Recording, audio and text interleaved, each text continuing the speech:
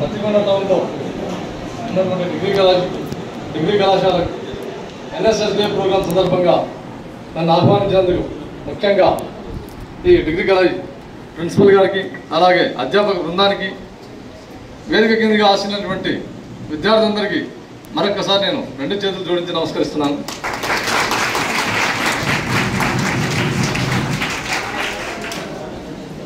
విద్యార్థులారా, పిల్లలారా, నేను చెప్పేది ఏమంటే వాస్తవంగా నేను కూడా మీలాగా నా గురించి చెప్పుకుంటాను. ఫస్ట్ ఒక 2 లైన్లు నా గురించి చెప్పి తర్వాత నేను ప్రోగ్రాంలోకి వస్తాను.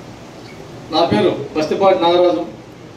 నేను కూడా ఒక చిన్న మీలాగానే గవర్నమెంట్ కాలేజీలో స్కూల్ దశ నుంచి కూడా నేను గవర్నమెంట్ కాలేజ్ చదివింది.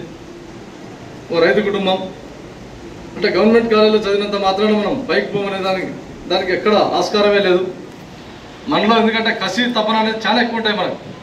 గవర్నమెంట్ కాలేజీలో కింద కూర్చుంటాం మనం. లేక కొంచెం బెంచీలు వేసాను, సంతోషం. కింద కూర్చొని చదువుకున్నాం మేమంతా, మాకు అప్పుడు చదువుకోండి. కాబట్టి గవర్నమెంట్ కాలేజీలో చదువుతున్నామంటే బాధ ఉంటుంది, ఆవేదన ఉంటుంది, వేదన ఉంటుంది, తపన ఉంటుంది, కసి ఉంటుంది, అన్నీ ఉంటుంది ఇంట్లో. ఎందుకంటే నేను ఒక మాట నేను చెప్పగలను.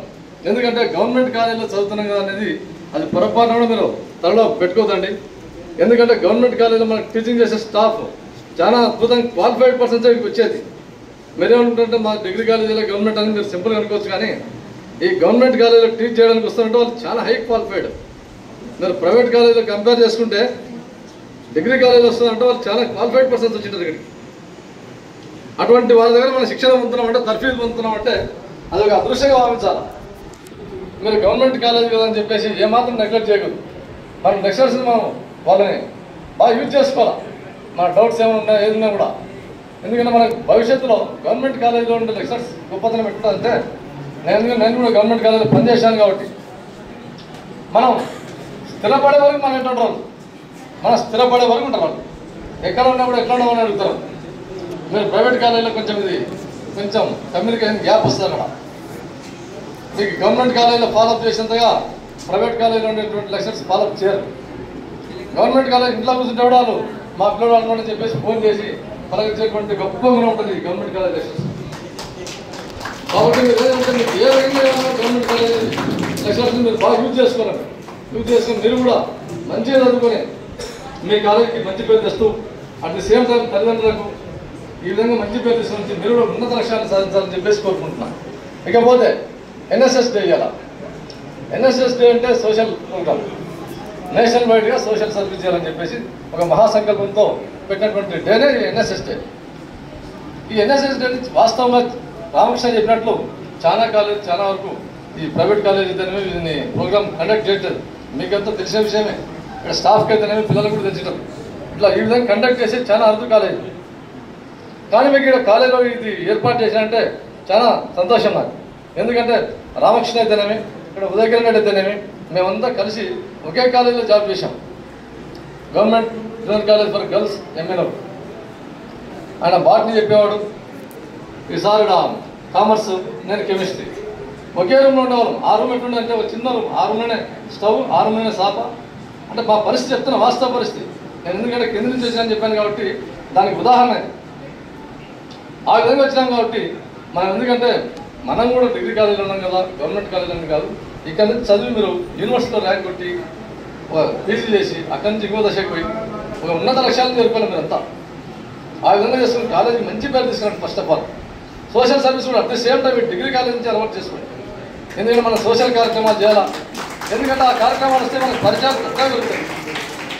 సోషల్ కార్యక్రమాలు చేయడం ఏంటంటే మన పక్కన ఉన్న వాళ్ళని ఆదుకోవడం, మన ఇంటి పక్కన వాళ్ళని కొంచెం చూసుకోవడం, ఏదైనా కష్టం వస్తే వాళ్ళని ఆదుకుందామనే ఒక నేచర్ ఒకటి ఈ రక్తంలో ఎక్కించుకున్నామంటే కొంచెం ఆ పదం నీకు టైం వచ్చినప్పుడు ఆ శక్తులను నీకు ఎదురొస్తాయి. నేను ఒక మెంబర్ ఆఫ్ పార్లమెంట్ అంటే అంత ఆశామాష విషయంగా ఒక సామాన్యుని. నేను ఎన్ఎస్ఎస్ అనేది నా రక్తంలో ఉంది. ఇలాగా ఉదయం నేను చెప్పాను, నాకు 60,000 జీతం వస్తే కూడా 4,000 వచ్చింది రకం. అది నాకు తెలుసు ఆ విషయం. ఏదో ఇంట్లో పోయి నా జీతం అని చెప్పి ఇంట్లో ఇచ్చిన వ్యక్తిని కానే కాదు, అంత ప్రతి పెండే కొట్టాను. అంటే నేను చెప్పేది అంటే మీరు ఎక్కడ నేను చెప్పట్లేదు. కొంచెం సోషల్ కార్యక్రమాలు మన ఉన్నతలో చేస్తూ మనం జీవితంలో అడుగు వేసినప్పుడు అంటే ఒక టైం వచ్చేసరికి మనం చేసిన కార్యక్రమాలలో దాని టైం వచ్చినప్పుడు మనం చేసిన పుణ్యఫలము, మన పెద్దల పుణ్యము అన్నీ ఎదురొస్తాయి. అందులో భాగంగా నేను మెంబర్ ఆఫ్ పార్లమెంట్కి నేను పోటీ పడుతున్నా అంటే మా తోటి లెక్చరర్స్ నేను సాధ్యమయ్యే పని కాదు కదా సార్, ఎందుకు ప్రశాంతంగా ఉన్నామని చెప్పి నేను నాతో అన్నారు. నేను ఎందుకంటే లెక్చరర్ చేసిన తర్వాత ఒక కంపెనీ సైడ్ పోయినా, ఈ కాంట్రాక్ట్ లెక్చరర్ చేసేవాడిని స్టార్టింగ్లో. ఈ కాంట్రాక్ట్ వస్తే ఏదో రెగ్యులర్ అయ్యేటట్లేదు, ఇది నేను బయటికి వెళ్ళిపోవాలని చెప్పేసి ఒక కంపెనీలో జాయిన్. అక్కడ ఏబీసీ అని రాత్రి షిఫ్ట్ వేస్తే ఇది కూడా కాదబ్బా నేను చేయలేని చెప్పేసి మన కాలేజీ గుర్తొచ్చింది నాకు. మన కాలేజీలోకి పోలేక, అటు జాబ్ మానుకోలేక వ్యాపార రంగం పోయి పడుగులేసి వ్యాపారంలో స్థిరపడి అట్ ది సేమ్ టైం ఈ రాజకీయాలకు వచ్చి ఈ స్థానానికి వచ్చాను. కాబట్టి నేను చెప్పేది ఏమంటే ఏ స్థానంలో మనం అనుకోవచ్చు, ఎందుకంటే మనం చిన్న స్థాయి నుంచి వచ్చినాం. కాబట్టి ఆ రోజు నేను ఏ విధంగా నా చిన్న దశ నుంచి ఎన్ఎస్ఎస్ డే అనే ప్రోగ్రాంలో భాగంగా నాకు ఉండే మిత్రులైతేనేమి, నాకు ఉండే వారైతేనేమి వాళ్ళందరికీ నేను కలుపుకొని సహాయ సహకారం అందిస్తుంటాను. గ్రామ స్థాయి అయితేనేమి, మండల స్థాయి అయితేనేమి, ఆ విధంగా యూనిట్ పెట్టుకొని సహాయం చేసుకుంటూ వెళ్ళిపోయాను. నా పరిధిలో ఉన్నంత వరకు నేను మొత్తం చేశానని చెప్పేవాని కాదు, నాకు ఉన్నంతలో సహకరించుకుంటూ చేసుకునేందుకు నేను మెంబర్ ఆఫ్ పార్లమెంట్ టికెట్ కోసం నేను పోరాటం చేసినప్పుడు నాకు ఒక ఎగ్జాంపుల్ చెప్తా. నేను టికెట్ ఫైనల్ అవుతుంది ఒక 3 days కనంగా ఒక పెద్ద మీటింగ్ పైన, అంటే చంద్రబాబు దగ్గర ఒక 3 దశలు ఉంటాయి. 2వ దశలో ఉన్న టికెట్ కోసం నేను ఇంకో థర్డ్ స్టేజ్కి పోలా. ఆ 2వ స్టేజ్కి పోతే ఇట్లా కాలేజీలో నాకు ఒక స్కూల్లో కాలేజీలో ఉన్నటువంటి ఒక డ్రిల్ మాస్టర్ ఆ టీంలో ఉన్నాడు. డ్రిల్ మాస్టర్ ఆయన పేరు జగన్మోహన్ రెడ్డి, మన ముఖ్యమంత్రి కాదు, మన జగన్మోహన్ రెడ్డి ఆయన పేరు కూడా మాకు చేసినాడు. ఆయన ఆవిడ కూర్చున్నాడు. ఆ తర్వాత ఆయనతో నేను ఆయనకెళ్ళి చూస్తా ఉన్నా. రాత్రి 10:30 అయింది ఒక దశపల్ల హోటల్లో. నేను ఎక్కడో చూసినా అని చెప్పేసి, కానీ అంతా మీటింగ్ అయిపోయిన తర్వాత మన సైడ్కి వచ్చి సార్ మీ పేరు ఇది పీటీగా నాకు చేశారని చెప్పి ఆయన ఒప్పుకున్నాడు. అంటే ఆయన సహకారం కూడా, అంటే గురువుల యొక్క పాత్ర ఆ జన్మాంతం వెంటబడుతుంది అన్నమాట మనకు. నేను చెప్పేది ఎందుకంటే గురువులు అనేవాళ్ళు అంత గొప్ప వాళ్ళు కాబట్టి వాళ్ళు యూజ్ చేసుకోవాలని చెప్పేది. ఆ టికెట్లో భాగంగా కూడా లాస్ట్ నాకు ఎవరు తోడ్పడినారు మన చివరికి కొంత వీళ్ళ ఆశీర్వాదమే, గురువుల యొక్క ఆశీర్వాదమే. ఆయన కూడా నేను ఎప్పుడు పోయినా కూడా అపాయింట్మెంట్ నాకు అందరికీ ఇప్పించేవాడు. ఆ సార్ని కలవాలంటే కొంచెం చాలా టఫ్ అవుతాడు. నువ్వు బయలుదేరి పొద్దున కూర్చుంటే సాయంత్రం వరకు ఒకసారి అపాయింట్మెంట్ దొరకదు.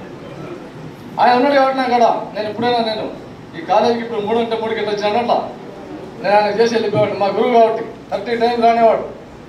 అంటే అంత కరెక్ట్గా పోయేవాడు. నేను ఆయన లిఫ్ట్లో కిందకి వచ్చి తీసుకుని పోయేవాడు. మళ్ళీ అంటే గురువులు అనేవాళ్ళు అంత గొప్ప వాళ్ళు. ఆయన గవర్నమెంట్ కాలేజ్ లెక్చర్ మీరు అంతా మీరు చెప్పిన మాటలు విని మీకు, ఎందుకంటే మీ జీవితం సెటిల్ అయ్యే వరకు మీరు అంతా యూజ్ చేసుకొని అట్ ది సేమ్ టైం మమ్మల్ని కూడా యూజ్ చేసుకోండి. నేను మేడం చెప్పాను ఇందాక, సార్ కూడా చెప్పారు, ఈ కాలేజీకి ఏ అవసరం ఉన్నా కూడా, ఏ అవకాశం కానీ ఏ అవసరాలు ఉన్నా కూడా నేను ఖచ్చితంగా సహకారం చేస్తాను. ఎందుకంటే ఈ డిగ్రీ కాలేజ్ మననే ల్యాక్ కమిటీ వాళ్ళు వచ్చి గ్రేడ్ ఇచ్చారంట, బీ గ్రేడ్ అని చెప్పేసి. మీరు ఏ గ్రేడ్కి పోయే స్థాయికి ఎదగాలి ఈ గవర్నమెంట్ డిగ్రీ కాలేజ్. ఎందుకంటే ఒక క్రమశిక్షణ ఉంది ఇక్కడ. కింద నేను దిగినప్పటి నుంచి చూస్తూ ఉన్నా, మేడం కూడా చెప్పాను. ఎన్సీసీ వాళ్ళైతేనేమి వాళ్ళ ప్రోగ్రామ్ బ్రహ్మాండంగా సెట్ చేశారు. మీకు ప్రైవేట్ కాలేజీకి పోతే చూశాను ఇక్కడ ఉంటుందని అన్నా.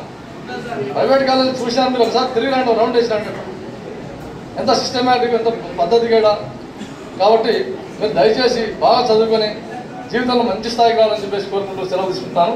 ఇకపోతే మేడం మీకు సభాముఖంగా చెప్తున్నాను, మన కాలేజీకి కొత్త కోర్సులు ఏమైనా అవసరమైతే కొత్త కోర్సుల విషయంలో కానీ ఇంకా ఏమైనా మీకు ఏదైనా కాలేజీలో ఏదైనా అవసరాలు ఉంటాయి కదా మేడం, అది మీరు రిప్రజెంటేషన్ కూడా నాకు ఒకసారి ఇవ్వండి. నేను ఖచ్చితంగా నేను ఏదో రూపంలో నా సహాయ సహకారాలు ఇస్తాను. నేను నా డ్యూటీ నేను చేస్తున్నాను, మీ డ్యూటీ కూడా మీరు కరెక్ట్ చేయాలి. నేను నా డ్యూటీ మేము మేడం చెప్పిపోతున్నా. మీ సమస్యలు ఏమంటే మేడం దగ్గరికి లెటర్ తీసుకుని వస్తారు.